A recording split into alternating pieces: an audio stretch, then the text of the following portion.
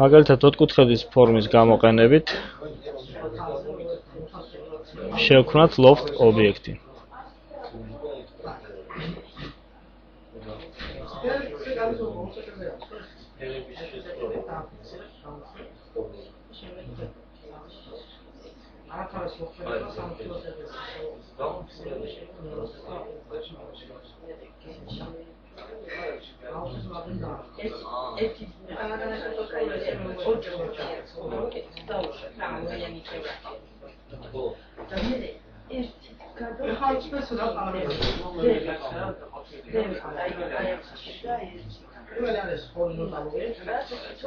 გადავდეთ modify ჩანართში და განვიხილოთ twist დეფორმატორი.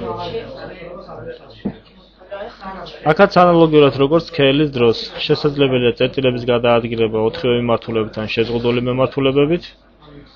წერტილების დამატება რიჩაგიანი ან ურიჩაგო, გაუქმება მონიშნული წერტილის და აღდგენა საწყისი მდებარეობის. გადაადგილება გამოიწვევს გრეხვას. ანუ საწყისი სიტყვე განიცადა გრეხვა, დავაგულოთ ისე როგორც შესაძლებელია გრეხვა განიცადოს ქვედა სიტყვე. წერტილის დამატება და ისეთი მოქმედება გამოიწვევს, რა თქმა უნდა, შეზღუდვას იმ მონაკვეთში, სადაც ვაწარმოებთ გრეხვას.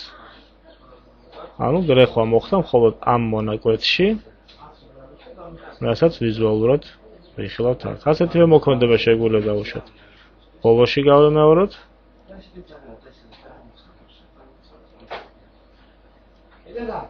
იქაც მივიღოთ ანალოგური ფორმა დაგრეხის.